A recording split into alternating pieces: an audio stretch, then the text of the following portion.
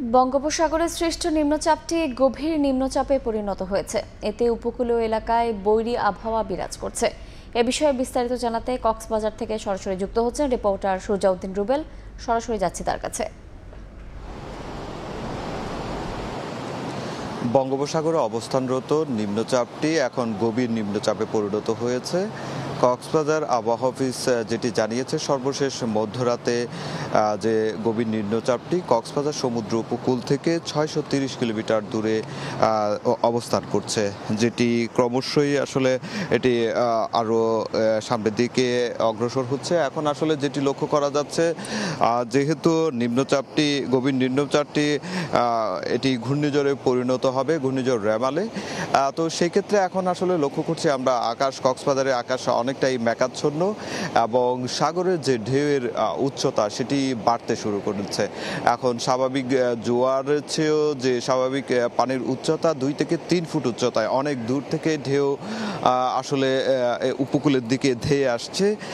সেই দৃশ্যটি আসলে লক্ষ্য করা যাচ্ছে। সাগরের গতকালও কিন্তু সাগরের যে পানির উচ্চতা সেটি অনেকটাই স্বাভাবিক ছিল এবং ঢেউয়ের যে মাত্রাটা সেটা অনেক কম ছিল, কিন্তু আজকে সকাল থেকে আমরা যেটি লক্ষ্য করছি, সাগরের ঢেউয়ের উচ্চতা যেমন বেড়েছে, অনেক দূর থেকে সাগরের ঢেউ সেটি উপকূলের দিকে ধেয়ে আসছে। ঠিক তেমনি পানির যে উচ্চতা, স্বাভাবিক জোয়ারের পানির যে উচ্চতা সেটিও কিন্তু ক্রমশই বাড়ছে। আর এখন পর্যন্ত আসলে এখানে মানুষজন, যারা পর্যটকরা কক্সবাজার সৈকতে এসেছে, তাদের সচেতন করার মতো তেমন কোনো কিছু আমরা লক্ষ্য করছি না।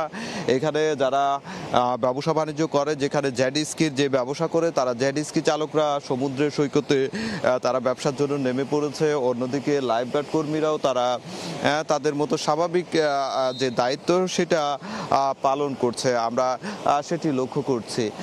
এবং পাশাপাশি আবহাওয়া অফিসও আমরা গিয়েছিলাম, সেখানেও আসলে যে আবহাওয়া অফিসের যে গেটটি সেটি এখন পর্যন্ত তালাবদ্ধ রয়েছে এবং প্রশাসন যেটি বলছে, যেহেতু ঘূর্ণিঝড় রেমালে পরিণত হতে পারে, সেক্ষেত্রে তাদের যে প্রস্তুতি সেটি তারা অনেকটাই শেষ করেছে এবং যে স্বেচ্ছাসেবক প্রস্তুত থেকে শুরু করে আশ্রয়কেন্দ্র খোলা থেকে সবকিছু তারা প্রস্তুত রেখেছেন। যে কোনো পরিস্থিতি মোকাবেলায় তারা সর্বোচ্চ সজাগ রয়েছে, সেই বিষয়টি বলছে। তো এই ছিল আমার কাছে কক্সবাজার থেকে সব শেষ। আমরা সরাসরি যুক্ত ছিলাম কক্সবাজার সমুদ্র সৈকতে।